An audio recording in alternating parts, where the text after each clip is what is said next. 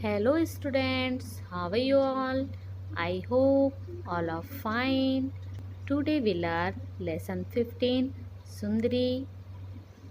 इस पाठ के हम एक्सरसाइज क्वेश्चन आंसर पढ़कर समझकर उसका आंसर लिखना सीखेंगे। ओके बच्चों, so let's start new words. Okay बच्चों, यहाँ पर क्वेश्चन नंबर 1 है न्यू वर्ड्स। यहाँ पर दिया हुआ है बैंड। ठीक है, फर्स्ट जो वर्ड है वो है बैंड। इस बैंड का मतलब होता है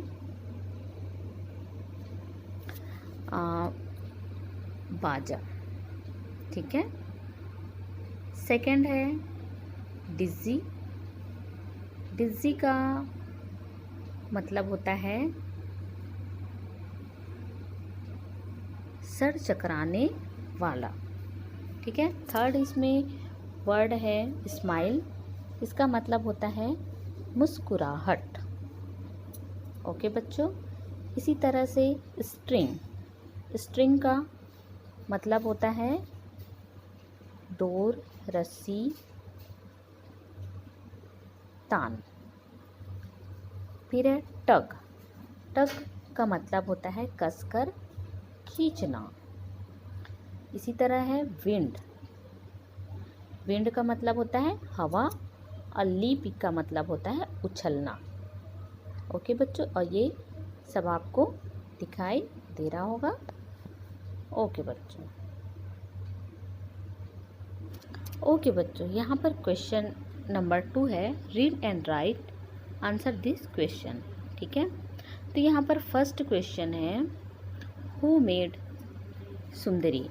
सुंदरी को किसने बनाया। हु की जगह हमें उस व्यक्ति का नाम लिखना है जिसने सुंदरी को बनाया है। ठीक है, तो इसका आंसर हम लिखेंगे बॉबी मेड सुंदरी। हम क्या लिखेंगे? बॉबी मेड सुंदरी। सुंदरी को बॉबी ने बनाया। ठीक है, ओके बच्चों। अब क्वेश्चन नंबर 2 है why did Bobby call his kite सुंदरी। बॉबी अपने पतंग को सुंदरी कहकर क्यों बुलाता था। ठीक है, तो यहाँ पर कॉल का कॉल्ड हो जाएगा बिकॉज यहाँ पे डिड लिखा हुआ है, सेकंड रूप में है, पास्ट रूप में है, तो उसे भी हम वर्ब को पास्ट रूप में बदलेंगे। ठीक है, तो हम लिखेंगे Bobby called his kite Sundari because she was very beautiful. क्योंकि वह बहुत सुंदर थी। बॉबी अपने पतंग को सुंदरी कहकर बुलाता था क्योंकि वह बहुत सुंदर थी। ओके बच्चों, अब है question number 3 did Sundari fly very high at first. क्या सुंदरी पहली ही बार में बहुत ऊपर उड़ने लग गई। वाई, क्यों? यदि हाँ तो क्यों, नहीं तो क्यों। ठीक है, तो इसका डिड का आंसर हम यस या नो में देते हैं। तो पहली ही बार में सुंदरी जो है ऊपर उड़ने नहीं लगी थी। ठीक है, इसलिए इसका आंसर होगा नो। ओके, तो हम लिखेंगे नो, फिर कॉमा लगाएंगे। सुंदरी स्टार्टेड टू फ्लाई अप, है ना, जब वह पहली बार उड़ना शुरू किया, है ना, but she could not go very high. वह जो है बहुत ऊपर नहीं उड़ सकी। A little dog was holding on to her long tail. A little dog, एक छोटा कुत्ता, was holding on to her long tail, उसकी लंबी पूंछ को मुंह में पकड़कर रखा था। ठीक है, इसलिए वह एक ही बार में ऊपर नहीं उड़ पाई। ओके बच्चों, तो इसका आंसर होगा no.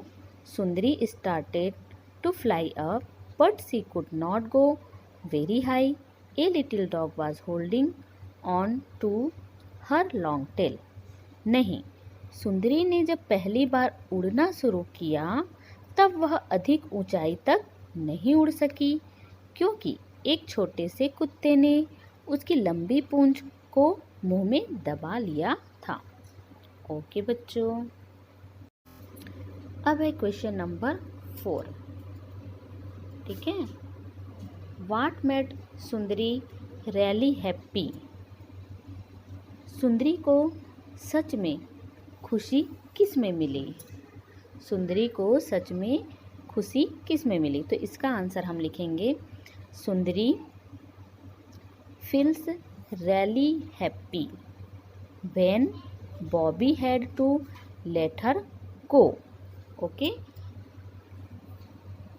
Sundari feels really happy when Bobby had to let her go. इसका ये मतलब है, सुंदरी को सच में खुशी उस समय मिली जब बॉबी ने उसे जाने दिया। ठीक है, जब बॉबी ने धागे को ढील दी तब सुंदरी को सच में खुशी मिली। ओके बच्चों, इसके बाद है next question, question number 5। Why did Bobby let Sundari go? Bobby ने सुंदरी को जाने क्यों दिया? ठीक है, बॉबी ने सुंदरी को जाने क्यों दिया? तो आंसर हम लिखेंगे, she wanted Bobby to let go of her string, she gave a big tug Bobby and to let her go. इसका ये मतलब है, वह उड़ जाना चाहती थी। She wanted Bobby to let go of her string, है ना, वह उड़ जाना चाहती थी। बॉबी ने उसे जाने के लिए रस्सी छोड़ दी, और फिर बॉबी ने क्या किया कि उसे जाने के लिए स्ट्रिंग जो रस्सी थी उसे क्या कर दिया, छोड़ दिया। सी गेव अ बिग टग, है ना, और वह जो है उड़ान भरी। ठीक है, Bobby and to let her go, वह बड़ी उड़ान भरने लगी। फिर जैसे जैसे उस धागे को वो छोड़ते गया, स्ट्रिंग किया, है ना, रस्सी को जाने दिया, फिर उसके बाद क्या हुआ कि वह जो है दूर तक उड़ गई। ओके, तो इसका आंसर हम क्या लिखेंगे, she wanted Bobby to let go of her string, है ना, धागे को वो छोड़ दे ऐसा वो चाहती थी। सी गेव अ बिग टग, है ना, और वह जो है उसे कसकर भी पकड़ा हुआ था। Bobby and to let her go, है ना, और फिर उसके बाद क्या हुआ, वह बड़ी उड़ान भरने लगी। ओके बच्चों, क्वेश्चन नंबर इसमें बी है, right whether it is true और फॉल्स। सही और गलत लिखो, या जो सही रहेगा उसमें ट्रू लिखना है और जो रॉन्ग रहेगा उसमें फॉल्स लिखना है। ओके बच्चों, फर्स्ट है, इसमें फर्स्ट हम रीड करते हैं और समझते हैं। सुंदरी is the name of Bobby's sister. सुंदरी बॉबी की बहन का नाम है। ठीक है, बॉबी की बहन का नाम है, तो ये क्या होगा, फॉल्स। इसका आंसर हम क्या लिखेंगे, हम लिखेंगे फॉल्स, FALSE। ठीक है, इसी तरह से सेकंड है, इसमें Bobby made the kite. Bobby ने पतंग को बनाया, तो हम क्या लिखेंगे, यस, है ना, यहाँ पे लिखेंगे ट्रू, क्योंकि बॉबी ने ही बनाया था, तो हम क्या लिखेंगे, true, TRUE, true. Bobby was flying the kite standing on his roof. पतंग को छत पर खड़े होकर उड़ा रहा था, है ना, बॉबी जो है पतंग को छत पर खड़े होकर उड़ा रहा था, तो इसका आंसर हम क्या लिखेंगे, फॉल्स, क्योंकि वो तो मेले में जब गया था तो खुली जगह उसको जहाँ पर मिला वहाँ पर उसने क्या किया, उड़ाना शुरू किया। तो इसका आंसर हम क्या लिखेंगे? फॉल्स। ठीक है, तो थर्ड में भी हम लिखेंगे फॉल्स। ये है, यहाँ पर लिख देती हूँ ना, उधर जगह नहीं है, तो यहाँ पे हम लिखेंगे फॉल्स। ओके, अब इसके बाद फोर्थ है, Bobby was flying the kite with his sister. Bobby पतंग को अपनी बहन के साथ उड़ा रहा था। तो ये भी क्या है? फॉल्स है। तो हम इसमें आंसर क्या लिखेंगे? फोर्थ वाले में फॉल्स, FALS। एक मिनट, तो इसका आंसर मैं यहाँ पर लिख रही हूँ, फोर्थ में आएगा फॉल्स। ओके, इसी तरह से अब हम फिफ्थ पढ़ते हैं। फिफ्थ में है, the kite could not fly. पतंग उड़ नहीं पा रही थी because a dog held its tail in his mouth. एक कुत्ते ने उसकी पूंछ को अपने मुंह में पकड़कर रखा था, दबाकर रखा था। तो यह क्या है? सही है ना? तो हम इसमें लिखेंगे ट्रू। ठीक है, तो इसका आंसर क्या होगा? ट्रू, TRUE, ट्रू, ये सत्य है। ओके बच्चों, इसमें सिक्स है, puff is the sound made by the kite. है ना, पफ की आवाज़ पतंग ने बनाई थी। तो ये भी क्या हो जाएगा? फॉल्स, है ना? इसमें क्या लिखेंगे हम? सिक्स वाले में फॉल्स। ठीक है, इसी तरह से अब सातवां है, whee is the sound made by the wind. है ना, वी आवाज़ हवा ने बनाई थी। तो इसका आंसर क्या आएगा? फॉल्स। ओके, 7 का आंसर आएगा फॉल्स। ओके बच्चों, यहाँ पर जो 6 वाला है उसमें जो पफ, ये क्या है? हवा का झोंका। तो ये आवाज़ काइट ने निकाली थी क्या? तो नहीं, ये तो क्या है? हवा का झोंका था। इसलिए ये वाला क्या हो जाएगा? Answer false. ठीक है, इसी तरह से whee is the sound made by the wind. Whee जो साउंड है, यह आवाज़ हवा ने बनाई। तो ये आवाज़ किसने बनाई थी? काइट ने। ठीक है ना, इसलिए ये आंसर क्या हो जाएगा? फॉल्स। ओके बच्चों, इसमें लेट्स टॉक। नेक्स्ट जो क्वेश्चन है इसमें है, do you like to fly kites. ठीक है, डू यू लाइक, क्या तुम पसंद करते हो? है ना, टू फ्लाई काइट्स, क्या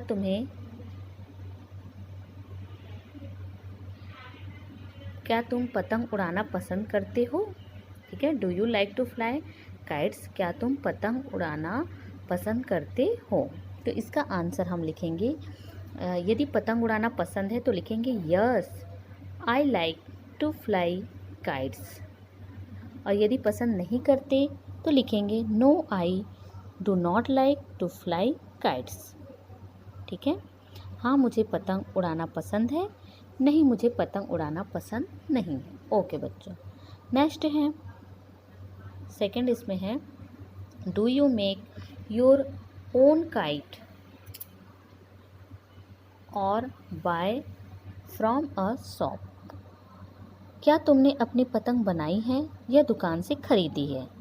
ठीक है, तो वैसे तो अधिकतर लोग क्या करते हैं, इसे दुकान से खरीदते ही हैं, लेकिन अगर खुद से बनाए हो तो इसका आंसर लिखेंगे yes I made my own kite. I made my own kite, मैंने अपनी पतंग खुद बनाई है।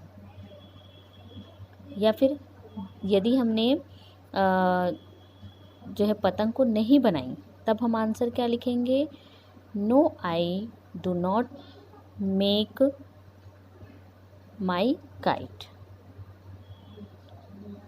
ठीक है, अब है question number 3, who help you to fly kites. पतंग उड़ाने में तुम्हारी सहायता कौन करता है? तो हम यहाँ पे क्या लिखेंगे इसका आंसर? जो भी हेल्प करते हैं, जैसे दोस्त हेल्प करते हैं या ब्रदर हेल्प करते हैं या फिर फादर हेल्प करते हैं, तो उसका नाम यहाँ पे हम वो करेंगे, ठीक है, लिखेंगे। जैसे माय फादर हेल्प्स, हु के जगह में लिखेंगे my father helps me to fly kites. या फिर यदि भाई हेल्प करता है तो हम लिखेंगे my brother helps me to fly kites. My friends helps me to fly kites. Okay बच्चों, ओके बच्चों, अब इसके आगे के क्वेश्चन मैं नेक्स्ट वीडियो में जो है अगले पार्ट में मैं बना दूंगी, और आपको इसे घर में अधिक से अधिक जो है प्रैक्टिस करना है, अभ्यास करना है। ओके बच्चों, thank you, bye, see you in the next video.